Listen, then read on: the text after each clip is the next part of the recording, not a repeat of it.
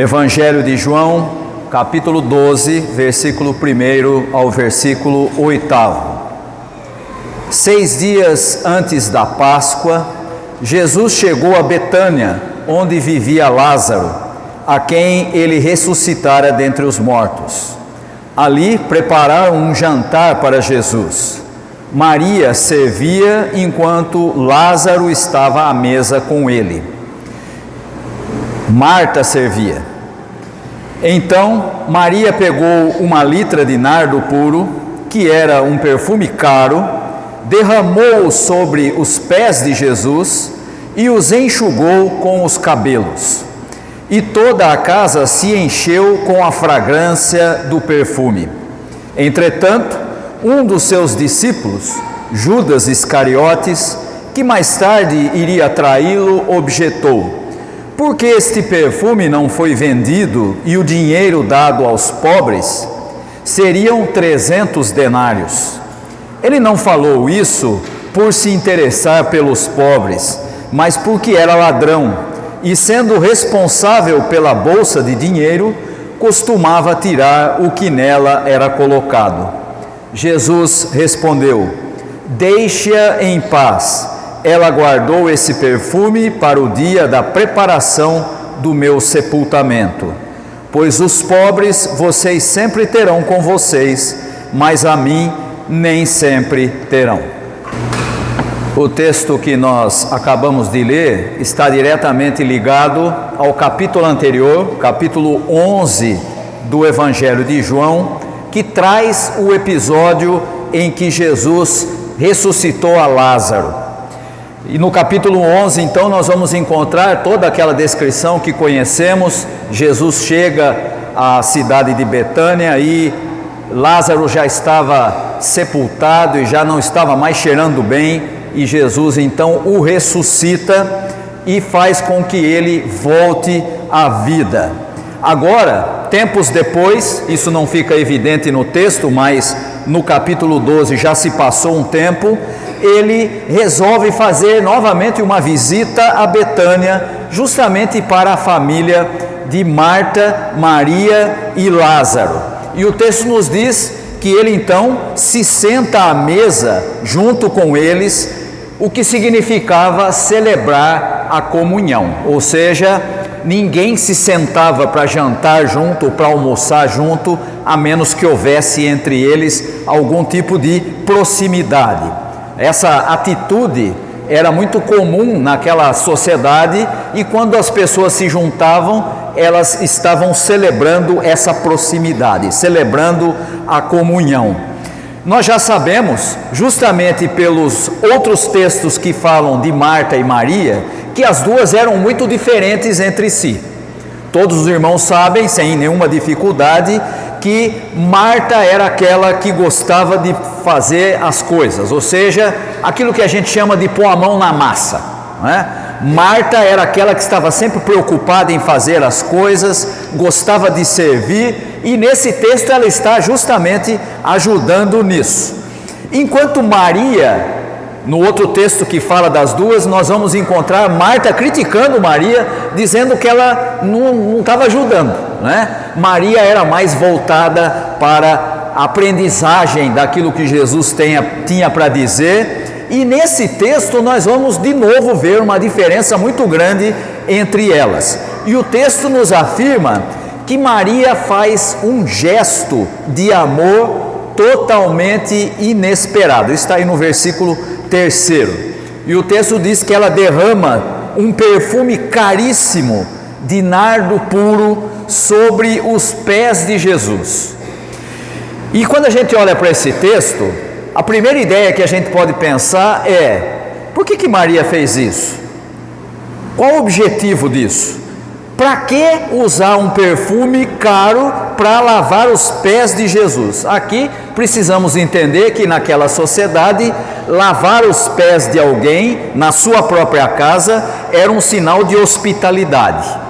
E no caso de Maria, usando um perfume caríssimo, o texto fala aí, né, dependendo da tradução, em uma libra ou uma litra de perfume, é cerca de 327 gramas daquele perfume, e era um perfume caríssimo.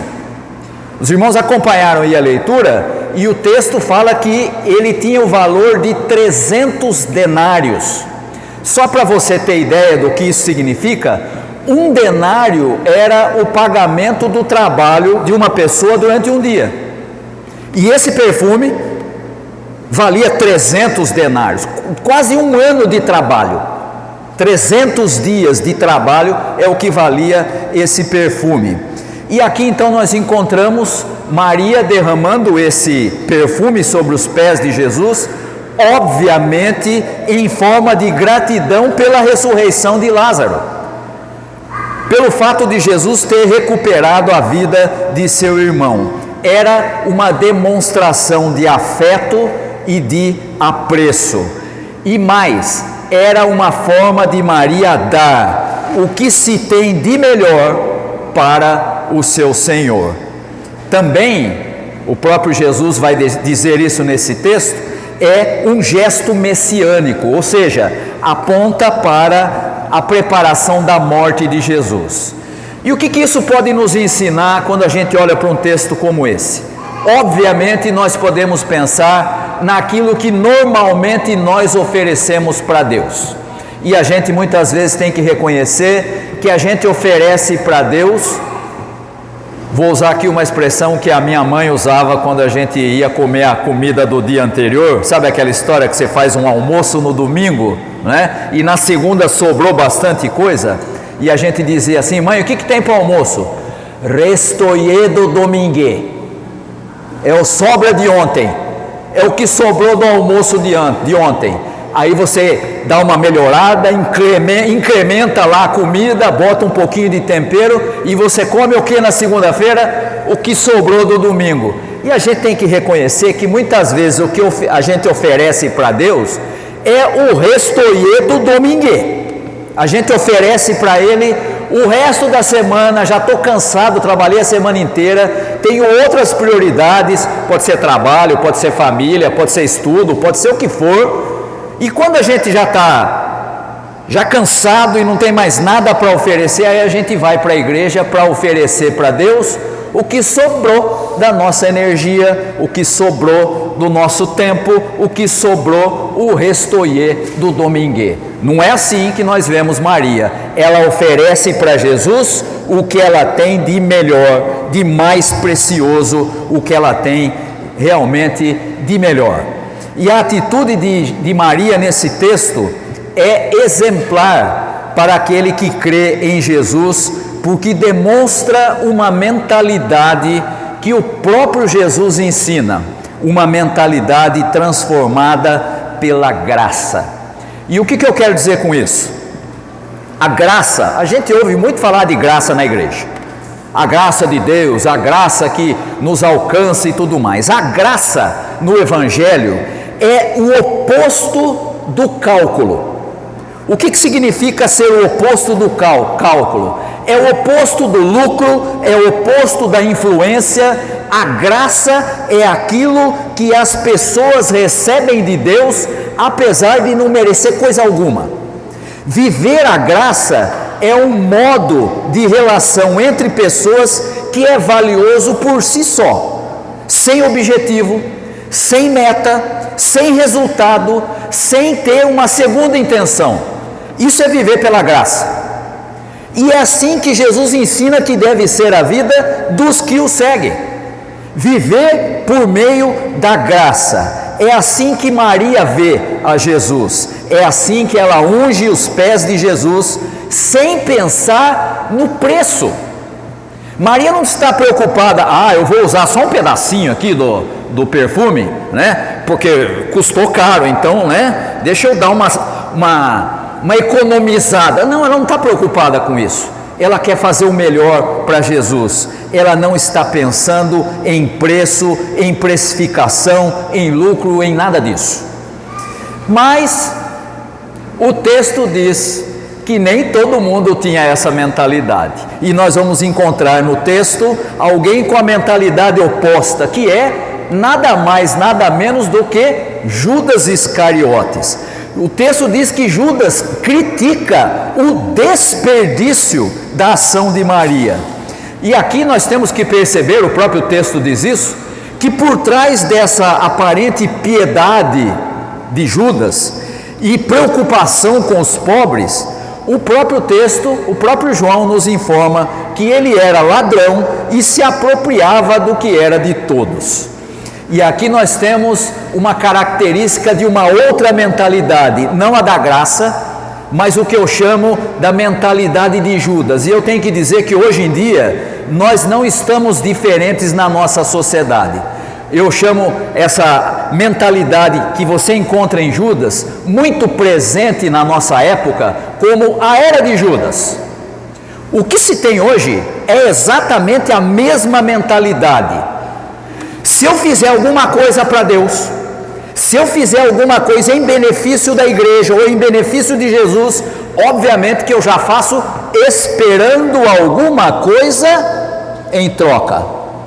É claro que Deus, que é justo, que é bom, Ele vai olhar para o meu esforço e vai dizer: olha aqui, ó, está aqui uma pessoa comprometida, fez um esforço, se dedicou, é lógico que ela precisa ser abençoada. Essa mentalidade é a de Judas. Essa é a compreensão que Judas tinha, não é a de Maria. Maria faz aquilo que ela tem de melhor e oferece para Jesus o que ela tem de melhor, sem pensar em preço, em custo. Judas não. Mas para que desperdiçar todo esse perfume? Não era melhor pegar esse perfume, vender e ajudar um monte de gente, em vez de lavar os pés de Jesus? E lembre-se, são 300 denários. É o equivalente ao trabalho de 300 dias de uma pessoa. Era muito dinheiro. E ele então pensa de maneira monetária. E hoje, infelizmente, nós temos que reconhecer que essa mentalidade está muito presente nas igrejas. É muito interessante como a gente olha para as nossas igrejas, para as nossas comunidades de fé, e nós vemos esse mesmo tipo de espiritualidade hipócrita de Judas. Uma espiritualidade que tem interesses próprios, que contabiliza as relações humanas, que põe preço nas pessoas. Você já viu como isso é comum hoje em dia? E isso é a mentalidade de Judas. E o que Jesus está dizendo aqui é: não seja como Judas, seja como Maria. E aí então nós vamos encontrar nessa afirmação de Jesus, Maria como exemplo para os seguidores de Jesus. A igreja nos nossos dias precisa aprender a privilegiar a graça. Graça, presente sem preço, valor que não é avaliável. Graça é simplesmente um modo de Deus se relacionar com toda a sua criação, inclusive o ser humano, sem cobrança, sem valores, seja monetário, seja de qualquer outro tipo, nem mesmo valores morais. Tem muita gente que tem uma ideia de Deus muito errada. Deus é alguém que está sentado num trono lá em cima com um caderninho, olhando para cá. Deixa eu ver o que o irmão fez ali. Tá. Ponto negativo para você. Não, essa é a mentalidade de Judas. Não é a de Maria e não é a que Jesus ensina. A graça é a vida sem metas, sem objetivos a serem alcançados, sem lucro a ser gerido e ser gerenciado. Não é exatamente o oposto do que a gente ouve hoje? Não é exatamente o oposto daquilo que hoje se prega como a maneira de você ter sucesso?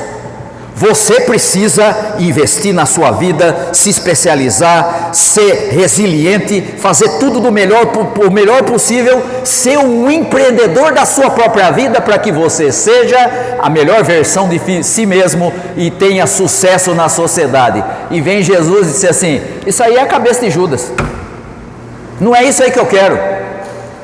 Deus não tem nenhuma preocupação se você vai ser CEO de uma empresa ou se você vai trabalhar para alguém a vida inteira. Isso não tem a menor importância.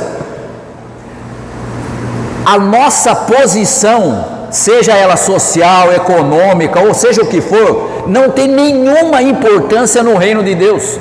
Sabe o que Ele quer? Que nós tenhamos diante dele, de Jesus, Ele que é o Senhor, a mesma atitude de Maria.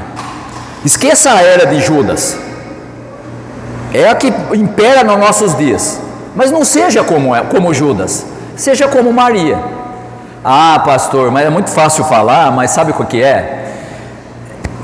Eu me lembro, toda vez que eu olho para esse texto, eu me lembro do jovem rico, né? Jovem rico chega para Jesus, mestre, né? Maior cara de pau, né? Sujeito picareta pra caramba, chega para Jesus, mestre, o que eu tenho que fazer para herdar a vida eterna? Oh, tá aqui um cara interessado no evangelho, né? E Jesus fala, então, você já sabe, você tem os mandamentos, é só obedecer. Não, mas isso eu já faço. Mentira, não fazia, né? A Bíblia diz que não tem ninguém que cumprisse os mandamentos à perfeição, a não ser o próprio Jesus. Isso eu já faço desde a minha juventude. Ah, é? Tá, muito bem, falta só uma coisinha para você. Vai lá, vende tudo que você tem, dá àqueles que precisam, aí você vem e me segue. E o que o texto diz do jovem rico? Ele saiu triste, porque ele era dono de muitos bens. A cabeça dele era a mesma do Judas. A maneira de pensar, a mentalidade dele era a mesma do Judas. E sabe de uma coisa? Essa é a mentalidade da nossa sociedade. Se você não for importante, se você não conseguir acumular, se você não conseguir poder, quem é você? Tem até uma expressão que eu ouço com uma certa frequência: quem é fulano na fila do pão? Ninguém. Pois é, essa é a sociedade que a gente vive. E aí Jesus vem aqui e diz: seja como Maria e não como Judas. O que Deus espera de nós é que a gente faça para Ele e daquilo que aprendemos com Ele o nosso melhor. Aprendeu? Não faz de conta que não sabe. Você sabe se está certo. Faz aquilo que você aprendeu do Evangelho. Obedeça aquilo que Jesus ensinou. Isso é viver o Evangelho, isso é fazer parte do reino de Deus. Na nossa sociedade atual, a vida é o oposto, ela é colocada no regime do cálculo, do controle, do preço, da verificação das metas, de resultados. Na comunidade do Messias Jesus, a vida precisa ser colocada sob o regime da dádiva, do presente, da fantasia, da imaginação, da imprevisibilidade. É isso que significa a expressão de Jesus quando ele fala que o Espírito sopra onde quer, você não sabe de onde vem e nem para onde vai, porque ele faz o que lhe aprouve. E é assim que deve ser a vida do que crê, colocada sob o regime da dádiva. Jesus dá apoio a Maria para demonstrar que é assim que se deve pensar, não como Judas, que põe preço na vida, que tem um apreço falso pelos empobrecidos e pelos explorados da sociedade. E quero terminar a nossa reflexão aqui com o último versículo, que normalmente é um versículo muito usado para dizer: é assim mesmo, sempre vai ter pobre e é assim mesmo, a Bíblia diz que é assim. Mas não se engane, o que Jesus está dizendo aqui não é que pobre tem que continuar pobre a vida toda e a gente tem que fazer de conta que está tudo bem. O que Jesus nos ensina nesse texto é que os pobres e a luta pela emancipação deles deve estar sempre na pauta dos seguidores de Jesus. Por isso ele diz: os pobres sempre vão estar com vocês, porque vocês devem lutar para que eles sejam e tenham a dignidade necessária. Isso também é agir baseado na graça, que quer que todos tenham a mesma dignidade. Nós temos que decidir: nós vamos ser como Judas ou nós vamos ser como Maria? Ninguém pode decidir por você, nem seu marido, nem sua mulher, nem seus pais, nem seus filhos, nem ninguém. Você tem que decidir como é que você pessoalmente vai agir diante daquele que é o Senhor de todas as coisas, Jesus. Maria escolheu o certo. Espero que a gente também escolha o certo. Que Deus possa abençoar aos irmãos e às irmãs. Amém.